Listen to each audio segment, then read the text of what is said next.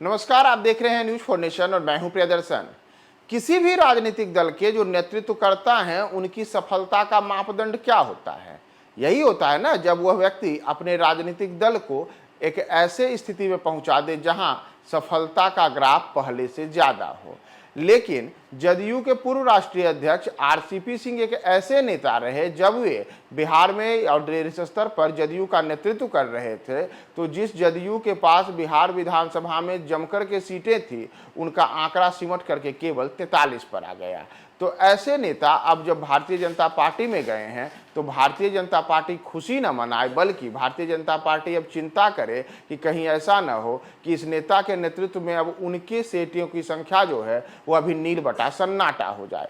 दरअसल यह सब आरोप आरसीपी सिंह को लेकर के और ये तंज भरे बातें कही गई हैं, यह सब नीतीश सरकार के मंत्री श्रवण कुमार ने कहा है और आरसीपी सिंह के नेतृत्व पर सवाल उठाया है और उनकी राजनीतिक कुशलता को लेकर के एक बड़ा सवाल छोड़ गए हैं।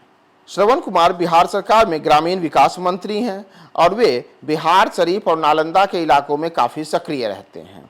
इसी पर उन्होंने अब आरसीपी सिंह को लेकर के जमकर कटाक्ष किया है। वही आरसीपी सिंह जो लंबे अरसे तक जदयू में समेट रहे, वे नीतीश कुमार के बेहद खास माने गए। बाद में नीतीश ने उन्हें जदयू का राष्ट्रीय अध्यक्ष भी बनाया। साथ ही साथ वे केंद्र की मोदी सरकार में जब केंद्रीय मंत्री बने तो वहीं से उनका और नीतीश कुमार के बीच में दूरियां बढ़ने का सिलसिला शुरू हुआ। ऐसे में आरसीपी सिंह ने बाद में जदयू छोड़ दी, उनके ऊपर कई गंभीर आरोप लगे और हाल के दिनों में आरसीपी सिंह ने भारतीय जनता पार्टी का दामन थाम लिया है। तो अब इसी को लेकर के श्रवण कुमार ने आरसीपी सिंह के राजनीतिक कुशलता और उनके नेतृत्व को लेकर के सवाल किया है। श्रवण कुमार ने कहा है कि आरसीपी सिंह अगले चुनाव में आखिर ऐसा क्या करेंगे जिससे भारतीय जनता पार्टी को बड़ा फायदा होगा, क्योंकि उनकी स्थिति तो ऐसी रही कि जब बिहार में जनता दल यूनाइटेड अपने बलबूते पर बेहतर प्रदर्शन कर रही थी तो उस दौर में उन्होंने जदयू का दामन थामा, जदयू के नेतृत्व की उन्हें जिम्मेदारी मिली और जदयू को बूथ स्तर तक पहुंचाने में जहां जदयू के तमाम लोगों ने मेहनत की, वहीं जब उनके नेतृत्व में जदयू का नेतृत्व आया तो केवल 43 सीटों पर हमारी पार्टी सिमट गई। हम लोग के जिला स्तर और प्रखंड स्तर के कार्यकर्ता थे, बावजूद इसके हमारी पार्टी केवल 43 सीटों पर चली गई, क्योंकि इसके बड़ी वजह आरसीपी सिंह थे। श्रवण कुमार का कहना है कि उस समय हम लोग 75, 80 और 117 सीटें जीते थे, जब हम लोगों की पार्टी आरसीपी के बदले नीतीश कुमार और अन्य नेताओं के नेतृत्व में थी।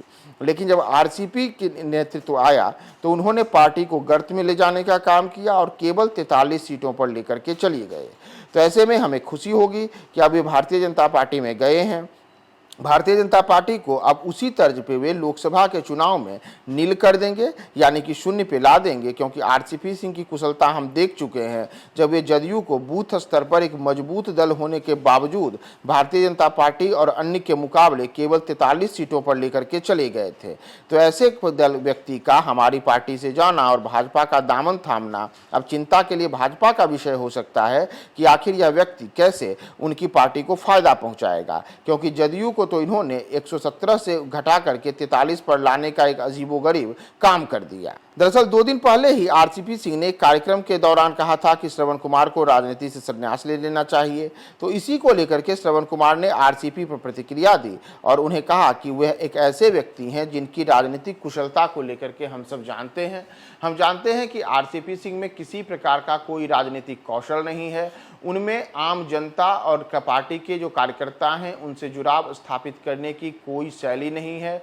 स्थिति है कि उन्होंने तो जदयू को गर्त में पहुंचा दिया। बाद में नीतीश कुमार के नेतृत्व में पार्टी फिर से सक्रिय हुई है और लगातार आगे बढ़ते हुए सफल हो रही है। तो ऐसे में आरसीपी सिंह का जदयू से जाना जदयू के लिए बेहतर ही रहा है और अब चिंता भारतीय जनता पार्टी करे कि कहीं ऐसा न हो कि अगले वर्ष होने वाले लोकसभा चुनाव के दौरान वर्ष 2024 में जब 40 सीटों पर लोकसभा के चुनाव बिहार में होंगे तो वहां भारतीय जनता पार्टी नील बटा सन्नाटा हो जाएगी, यानी कि उसे किसी भी सीट पर सफलता नहीं मिलेगी और इसकी बड़ी वजह आरसीपी सिंह और इनके जैसे नेता हों।